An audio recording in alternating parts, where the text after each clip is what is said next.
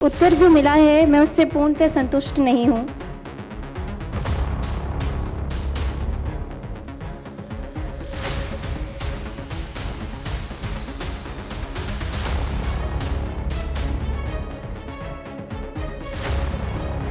एक निवेदन कर रही हूँ क्योंकि मैं बहुत छोटी थी और तब से मैं स्वास्थ्य मंत्री जी को मंत्री के रूप में देखते आ रही हूँ।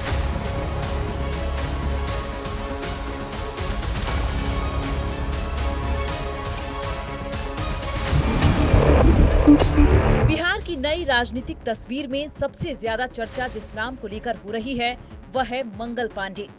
लंबे समय तक राज्य के स्वास्थ्य मंत्री रहे मंगल पांडे को नई कैबिनेट में जगह नहीं मिलना सिर्फ एक सामान्य राजनीतिक फेरबदल नहीं माना जा रहा, बल्कि इसके पीछे कई राजनीतिक और प्रशासनिक संकेत खोजे जा रहे हैं।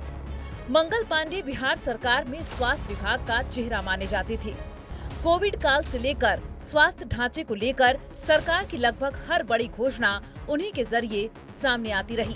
ऐसे में उनका अचानक कैबिनेट से बाहर होना बीजेपी और एनडीए की अंदरूनी रणनीति पर सवाल खड़े कर रहा है। राजनीतिक गलियारों में इस फैसले को लेकर सबसे ज्यादा चर्चा बीजेपी विधायक मैथिली ठाकुर के उस बयान की हो रही है जिसने विधानसभा के भीतर स्वास्थ्य व्यवस्था को लेकर सरकार को असहज कर दिया था। मैथिली ठाकुर ने बिहार के अस्पतालों की बदहाल स्थिति पर सवाल उठाते हुए सीधे मंगल पांडे से जवाब मांगा था।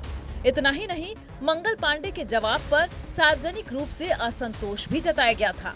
सुश्री मैथिली ठाकुर, उत्तर मिला है ना? जी, उत्तर जो मिला है मैं उससे पूर्णतः संतुष्ट नहीं हूँ क्योंकि उसमें ऐसा लिखा है कि भवन जर्जर स्थिति में नहीं है, बस उसकी मरम्मत की आवश्यकता है। लेकिन मैं चाहती हूँ एक बार मंत्री महोदय एक बार पुनः अवलोकन कराएं, क्योंकि मैं खुद जाकर के देखी हूँ भवन जर्जर स्थिति में है। वहाँ पे एक छोटे से कमरे में स्वास्थ्य व्यवस्था का संचालन हो रहा है। एमबीबीएस चिकित्सक नहीं है। पूर्व में वहाँ पर दो एमबीबीएस चिकित्सक थे, लेकिन अभी नहीं है। उत्तर में लिखा है कि उधर आयुष चिकित्सक है, जिससे मैं सहमत हूँ, लेकिन हमें वहाँ पे 2 एमबीबीएस डॉक्टर्स की आवश्यकता है। मैं मंत्री जी से प्रश्न नहीं कर रही हूँ, मैं बस उनसे एक निवेदन कर रही हूँ क्योंकि मैं बहुत छोटी थी और तब से मैं स्वास्थ्य मंत्री जी को मंत्री के रूप में देखते आ रही हूँ, उनको स्वास्थ्य के प्रति काम करते हुए देखते आ रही हूँ। तो मैं चाहती हूँ कि जनहित में वो इसका निदान करे, क्योंकि अति आवश्यक है। 5 से 7 पंचायत इस हॉस्पिटल पर निर्भर करती है, जिसका साफ साफ मानना है कि 40 से 50 हज़ार तक के जो 40 से 50 हज़ार लोग हैं जो इस हॉस्पिटल से लाभान्वित होते हैं। और मेरे पूरे विधानसभा के केंद्र में यह हॉस्पिटल है, जिससे कि अलग जो 2 प्रखंड है, घनश्यामपुर प्रखंड और अलीनगर प्रखंड, दोनों इससे लाभान्वित हो सकते हैं। तो इस पर माननीय स्वास्थ्य मंत्री जी का विशेष ध्यान रहे, यही मैं उनसे अनुरोध करना चाहती हूँ। विश्लेषकों का मानना है कि बिहार में स्वास्थ्य व्यवस्था लंबे समय से सरकार के लिए चुनौती बनी हुई थी।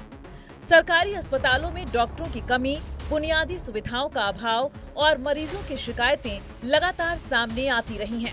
ऐसे में सरकार शायद चुनावी और राजनीतिक संदेश देना चाहती थी कि खराब प्रदर्शन या विवादों को नजरअंदाज नहीं किया जाएगा। हालांकि बीजेपी के भीतर इसे सिर्फ परफॉर्मेंस फैक्टर से जोड़कर नहीं देखा जा रहा है। पार्टी के अंदर जातीय संतुलन, क्षेत्रीय समीकरण और नए चेहरों को आगे लाने की रणनीति भी अहम मानी जा रही है।